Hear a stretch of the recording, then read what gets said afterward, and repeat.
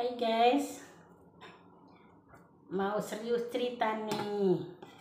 Kalau katanya sambil kerja ceritanya jadinya nggak denger suaranya. Yang katanya suaranya kecil. Ya Robi guys, aku tuh mau kemarin itu gajian tuh aku beli 2 Bluetooth, nggak ada yang jabeg. Beli 2 Bluetooth guys. Yang satu 200.000, yang satu 150.000, dua-duanya nggak ada yang uces. Jadi aku ini segini ngomongnya bengok-bengok. Aku lagi makan bubur labu. Tadi pagi nggak sempet aku makan, melehoy akunya. Jadi cerita berlanjut tentang sahdunya Taiwan itu ya guys. Ada request sahdunya Taiwan berlanjut nih guys ceritanya. Kontrak kedua, setelah 1 minggu cuti, aku aktivitas seperti biasa guys. Tiap bulan aku libur, malam minggu aku keluar. Happy guys, kalau kalian pulang mabok. Kenapa aku mesti malu, apa istilahnya, mengatakannya sejujurnya. Toh itu cerita happy, itu cerita kemarin guys, tahun kemarin, 8 tahun yang lalu, 7 tahun yang lalu gitu guys. Bukan sekarang. Sekarang aku udah tobat. Bukan tobat sambal, tobat nasuha. Aku kalau ke diskotik libur bareng sama adik aku Sulastri. Ya kita pulangnya edeg ya. Ya kenapa enggak, tuh aku single gitu loh. Pacaran ya aku pacaran gitu loh. Yang pastinya pacaran bukan berarti aku diporotin cowok ya, bukan juga aku morotin. Istilahnya sepantasnya aku sebagai istri pacar aku aja segitulah, istilahnya dibelanjain, kebutuhannya dipenuhi, itu aja udah is okay.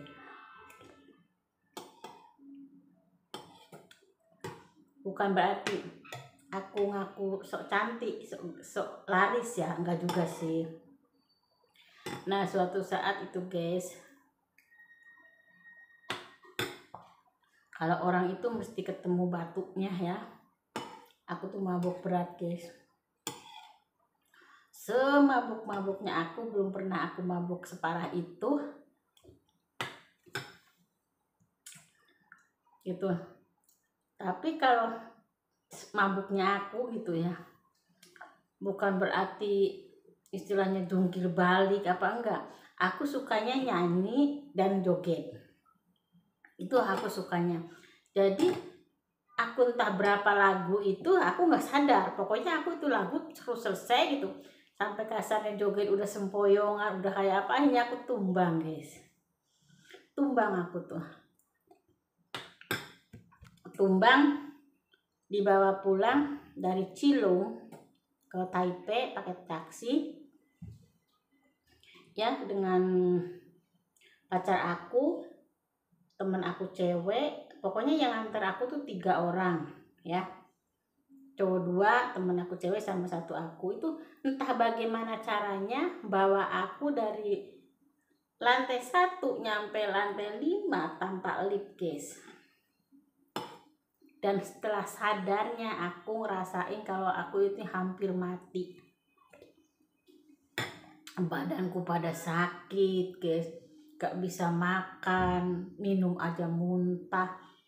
Itu aku drop 1 minggu, bener-bener drop. Dan besok paginya aku udah eling tuh, aku juga minta maaf dong sama nyonya aku. Itu istilahnya sifat aku yang gentleman nih guys. Ngakui kesalahan aku, karena setidaknya aku ini bikin gaduh malam itu dengan bawa temen, bawa aku yang posisi mabuk. Tapi majikan aku yang cewek itu baik banget guys, karena pas kebetulan malam minggu itu bos cowok aku nggak tidur di rumah. Mungkin dia kemana nggak tahu, entah lembur apa nggak tahu deh. Aku minta maaf penyonya aku kalau aku bikin kacau rumah ini. Aku lain kali nggak akan mengulanginya lagi ya, aku janji gitu. Dan nyonya aku tuh malah ngerangkul aku guys, aku terharu banget. Dia ngepuk-ngepuk pundak aku sambil bilang, udah nggak apa-apa, kamu sehat aja, udah. Aku mau udah bersyukur katanya. Aku tahu beban kamu tuh banyak katanya. Kamu sendiri nyekolahin anak pasti ada susahnya katanya. Ada masa-masa sulitnya. Kamu sehat-sehat aja ya katanya, jangan lagi-lagi kayak gitu, nggak bagus buat kesehatan kamu. Itu aku nangis guys, itu aku rambisakan ya. Dan aku janji pada diri aku nggak bakal minum lagi dan nggak bakal itu minuman. Kalau istilahnya aku ke diskotik, aku nyanyi karaoke, oke lah, tapi tanpa menyentuh namanya minuman.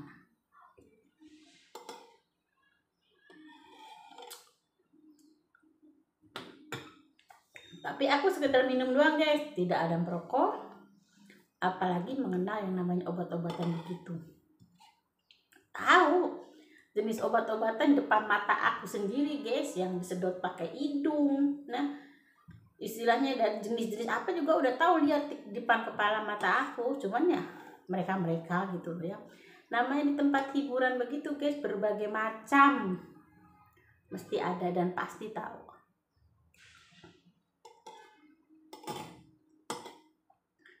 Nah, dari situ kontrak kedua itu guys, aku tidak nyampe 3 tahun guys. Biasanya satu kontrak itu 3 tahun itu enggak. Aku nggak nyampe 3 tahun guys. Karena aku pengen cuti. Rencananya dia mau cuti. Aku minta cuti 2 bulan guys, gak tanggung-tanggung. Pertama aku waktu cuti 3 tahun kontrak pertama, aku kan cuma 1 minggu ya. Aku pengen lebaran di rumah, pengen istilahnya tuh ngebenahin anak aku. Yang gede kan kuliahnya waktu itu drop out ya. Alasannya entahlah, pokoknya alasannya udah puber lah gitulah, udah puber, udah demen cewek. Setelah dibelikan motor baru itu udah amburadul sekolahnya. Tapi kenakalan anak-anak aku itu termasuk wajar ya, termasuk wajar karena aku pun ngasih arahan sama anak aku tuh, ibu begini, ibu kamu tuh modern, apapun yang kamu lakukan terbuka sama aku, tentang pergaulan, tentang ini itu terbuka, baiknya gimana, enaknya gimana, tanya ke aku bilang gitu. Ya sebatas ini wajar ya, yang tidak kenakalan yang tindak kriminal tidak ada kenakalan yang narkoba, mabok ini itu sampai jual-jual barang istilahnya curi-curi gitu, nggak ada. Alhamdulillah anak aku tuh masih sebatas wajar.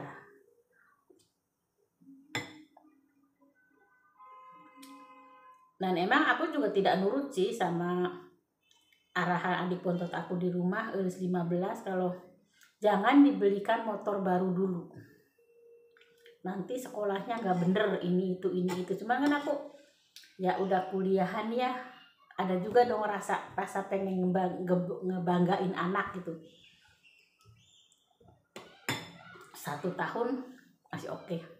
Nah tahun kedua kuliahnya udah mulai, mungkin seminggu berangkat sekali, entah sebulan berangkat sekali ya, keluar. Nah aku minta izin cuti 2 bulan dan itu diizinkan sama majikan aku, diizinkan dengan barang-barang aku yang 1 kamar aku tinggal semua.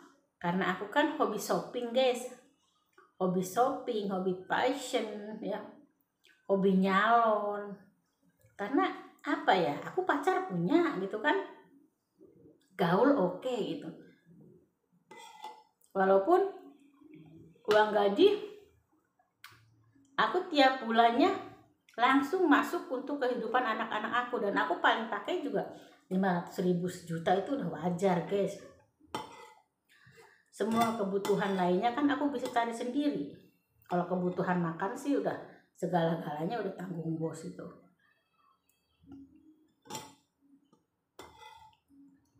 Aku pulang tuh guys.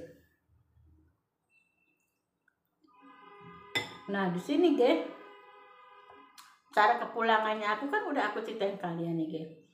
Setiba sampai di rumah guys, ada sesuatu yang aneh. Kenapa anehnya? Karena aku ini seperti dibikin linglung gitu loh. Masuk rumah bawaannya takut gitu.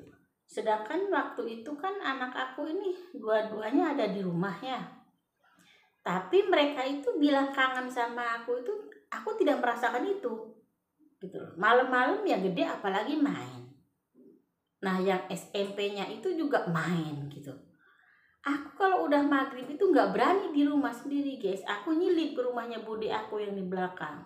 Kalau ada orang, aku berani pulang gitu. Nah terus siangnya guys, siangnya itu yang bikin anehnya gini. Aku selalu suka ngunci pintu, nutup semua jendela guys. Sedangkan posisi aku tuh single loh guys. Single yang kasarnya orang bilang pulang dari luar negeri ya, badan bagus gitu, putih gitu loh ya, rambut sebokong bondingan gitu. Udah orang bilang mas semok, cantik gitu, tapi aku sukanya begitu. Aku tidak ada keinginan keluar rumah aja nih, ke rumah ibu aku pun gak ada keinginan untuk itu guys. Nah setelah itu ada itu ya, saudara perempuan aku dari Kerawang. Pas lebaran aja guys, lebaran aku cuman salaman sama ibu bapak aku. Setelah itu aku ngerem lagi ke rumah guys, gording apa semua ditutup. Nggak tahu, aku tuh nyaman aja gitu dalam rumah. Nah waktu hari raya itu saudara aku tuh main ke rumah ya, dan dia bilang kok kamu aneh gitu loh, kamu aneh begini tuh. Aku lihat kayaknya kamu tuh ada sesuatu yang ganjil gitu, ada sesuatu yang kasarnya lu mesti deh berobat gitu loh. Kamu mesti bertanya ke seseorang yang ngerti dan paham apa yang terjadi sama kamu. Dan itu guys, aku tuh banyak janji itu guys, yang dari Facebook itu, yang dari pejabat dari Bandung lah, yang dari ini itu lah. Dan mereka itu datang semua bermobil guys, bermobil, orang kelas menengah ke atas semua. Tapi setelah mereka datang nginjek rumah aku tuh nggak ada yang istilahnya tuh nengok ke belakang pun nggak ada. Nah di situ aku udah dinasihatin banyak-banyak. Aku bertanya ke sampai 3 orang guys, 3 orang.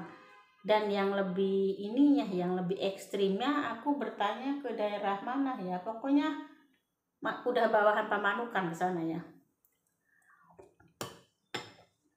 Nah dia cuman nama aku, dan dia lihat wajah aku, dia tahu semua apa yang terjadi di rumah, sampai kamar tidur belakang yang belum aku tempatin dari pertama ngebangun. Tahu kalau di kamar itu ada sapu lidi, tahu di kamar itu ada kardus-kardus, tahu di kamar ini begitu tahu semua guys. Itu aneh dan nyata. Dan kenapa kamu begini, itu karena ulah mantan suami kamu. Istilahnya kalau orang perdukunan bilang, aku ini dikawinkan sama sapu lapuk gitu loh, kayak batang pohon lapuk gitu. Jadi makin lama makin lapuk ya, ngebusuk, jadi gak ada orang yang mau ngelirik kamu katanya gitu. Sayang kamu ini masih muda, masih cantik gitu ya. Bayangkan 7 tahun kemarin guys, 8 tahun kemarin lah aku. Nah udah gitu dia tahu semua siapa yang datang ke rumah aku, pakai kendaraan begini semua, pakai mobil. Itu pun nggak ada yang bakal jadi sama kamu karena pengaruh itu. Dan itu emang mantan suami aku, bapaknya anak-anak tuh niat banget untuk gitu loh. Nah di situ aku ini guys suruh mutih, puasa mutih itu loh guys. Seumur aku mutih itu baru ngerasain sekali-kalinya tuh guys. Aku bilang ntar aku mati, kan cewek, ibu enggak bakal mati katanya. Nanti ibu bantuin katanya.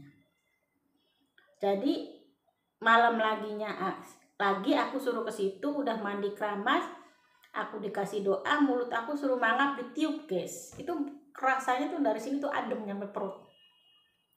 Nah di situ aku mulai puasa mutih dalam arti tidak memakan rasa ya, cuma misalnya nasi sama cabai gitu loh, nasi sama timun gitu. Tapi tidak ada batasan, misalnya nasinya semangkok apa seberapa, nggak ada, pokoknya tidak boleh makan rasa. Nah alhamdulillah aku tutup sampai 1 minggu guys. Seumur nih aku, ini badan aku yang bulat begini nih langsung gejot, langsung kayak orang habis kering panas. Nah di sini sesuatu yang ekstrim banget guys. Malamnya aku ke sana, malam Jumat guys, pas malam Jumat kliwon lagi. Aku suruh mandi kembang. Dah baju yang aku pakai dari rumah itu nggak boleh dipakai, nggak boleh cuci, langsung dibuang ke Cipunagara. Kan lewatnya ke Sasak Cipunagara itu guys, Sasak apa yang jalan kereta yang gede itu loh. Mungkin kalian yang daerah Pamanukan tahulah Sasak Cipunagara. Nah pas di rumah si emak-emak itu, kalian tahu yang namanya susuk guys. Dan aku juga cuma mendengar aja. Dia bilang mau pasang susuk katanya, biar istilahnya tuh aku mendapatin jodoh lah gitu loh ya. Banyak yang serius yang suka sama aku, dan aku iyain aja guys, karena untuk itu aku membayar hampir 1 juta. 1 juta kurang 50 ya, aku kasih mahar gitu. Nah itu si susuk itu guys dibulet-buletin di kapas gitu loh. Aku ada deg-degan juga ya guys. Nah pas dibuka di depan aku, itu apa namanya guys, susuk. Aku kira semacam intan, berlian atau apa ya. Ini mah merica. Merica itu guys pedes kalau orang ini mah Sunda Maya. Aku tanya, kok itu merica mak? Merica itu kan diminumnya, dimakannya itu hangat ke tubuh. Jadi tubuh kamu itu dingin. Kalau diberi misalnya minum susuk dari merica, kamu tuh hangat katanya. Ibarat masakan mah kamu hangat. Nah is oke lah, aku udah pasrah aja gitu, aku bayar udah kan ya. Nah itu dia bilang nanti letaknya di pipi, di ini. Kirain aku tuh mau ditempelin di sini kayak film-film guys, itu menghilang. Enggak, ini mah jadi berapa ya, 9 apa berapa kok hitungan ganjil. Aku sebenernya telan sekaligus. Nah aku telan dong. Nah udah telan, udah dikasih mantra, aku pulang. Nah itu guys, sebelum udah nyampe ke Cipunagaranya, ini yang serem guys. Itu kan pakaian aku buntel di plastik ya, udah aku lempar dong. Aku sama anak aku yang gede, motor berhenti tuh guys. Itu aku lempar masuk ke Kali Ciwidara. Loh kenapa pas aku lempar gini itu nggak ada palang-palang jembatan loh. Aku lempar gini, loh kok itu mental balik lagi guys. Itu mental balik lagi tuh, aku kaget dong. Aku takut juga. Terus kata anakku, diambil kan, ngelempar lagi. Nah kelempar kedua itu mulus guys, nggak ada balik lagi. Kan itu pulangnya tuh guys lewat kuburan itu Tumaritis ya. Udah jalan sepi guys, aku ngerkep tuh di motor sama anak aku. Udah rambut aku basah kan habis keramas, udah bau kembang badan aku. Ya itu juga mungkin guys yang ngundang makhluk halus itu guys. Itu di lapangan Tumaritis sebelah sana tuh guys, ada di pinggir jalan raya tuh ada pohon randu ya.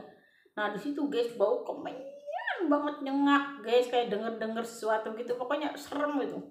Aku bilang, kalau manggil anakku yang gede kan, ya denger nggak, udah lah cepet pulang, nggak bisa ngomong apa-apa kan.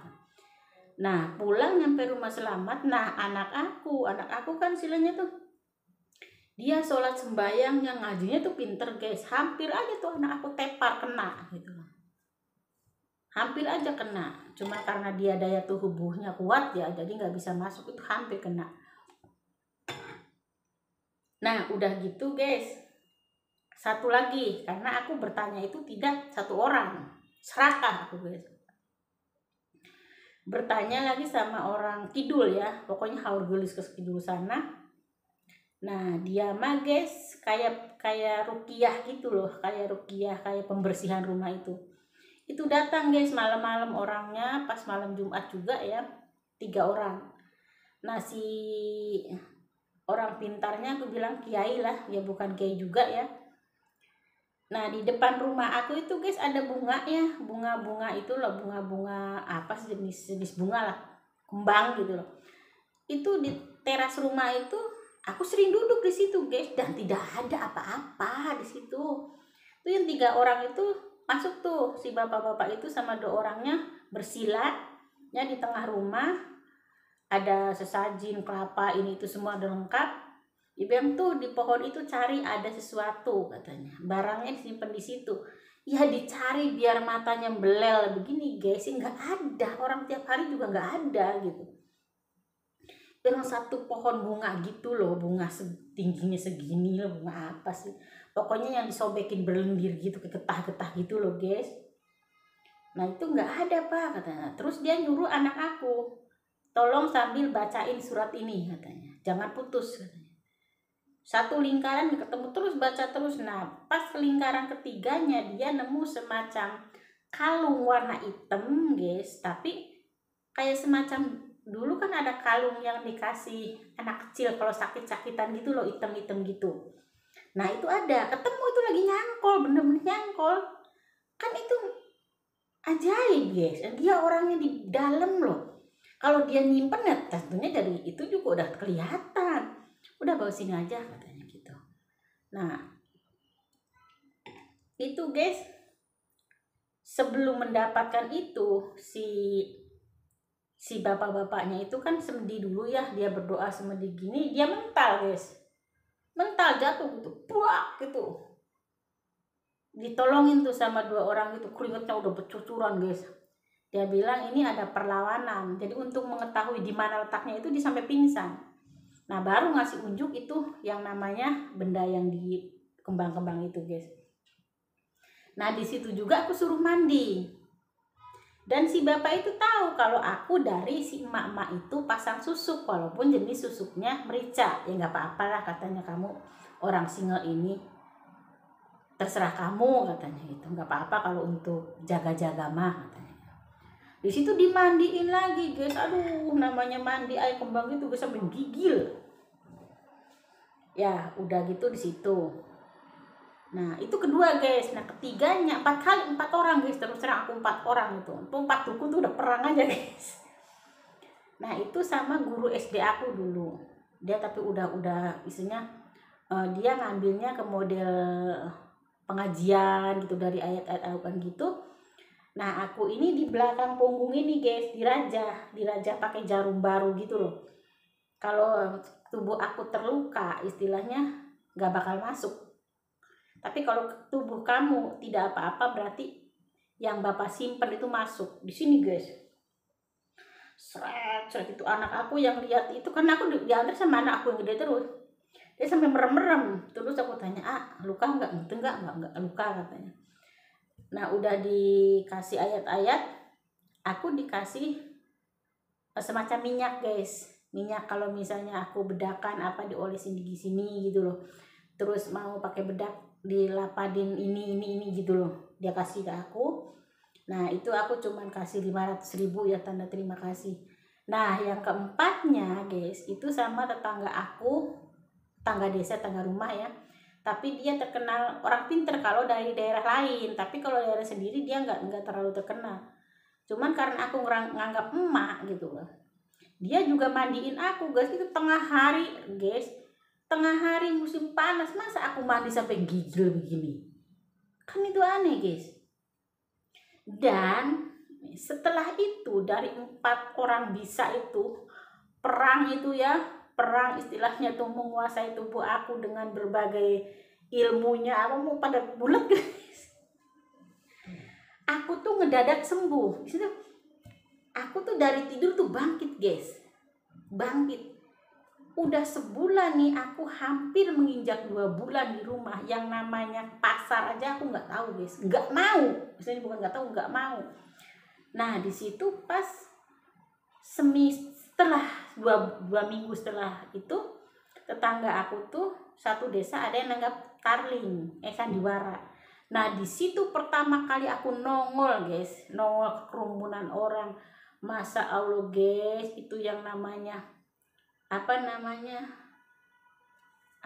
keampuhan magic, keampuhan susuk di situ pertama kali guys. Sampai kasarnya nih, ABG aja yang lihat aku ngikor ke rumah guys. Ngikor rumah itu aneh banget.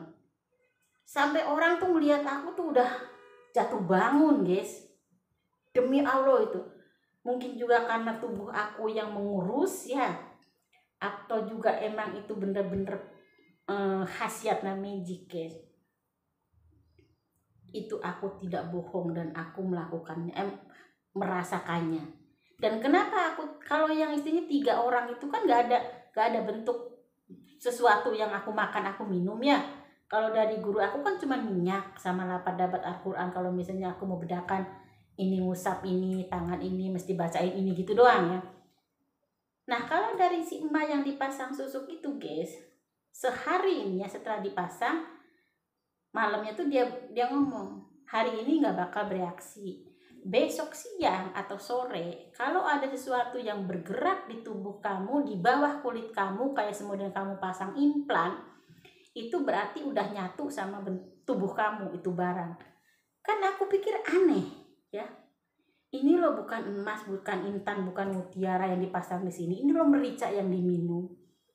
Tapi itu nyata guys. Waktu habis tidur sore nih ya, tidur siang, aku lagi tiduran nih jam 3:30 gitu loh, udah habis asar gitu. Aku tiduran depan TV. Ini dari pipi sini guys, dalam daging tapi di bawah kulit ada sesuatu yang bergerak. Naik guys. Dan di situ aku lap aja. Nah, itu aku bener-bener berasa itu udah menyatu sama tubuh aku guys. Sampai itu juga guys yang istilahnya membawa petaka juga buat aku guys. Ceritanya lebih seru nanti karena durasi juga tidak aman ya guys, sudah lupa waktu. Terus dukung channel aku Yani 15 karena akan ada cerita-cerita seru dari aku, cerita lucu, cerita unik ya guys. Jangan bosan like, subscribe dan komennya, juga tanda loncengnya. Sehat selalu untuk kalian. Bye bye.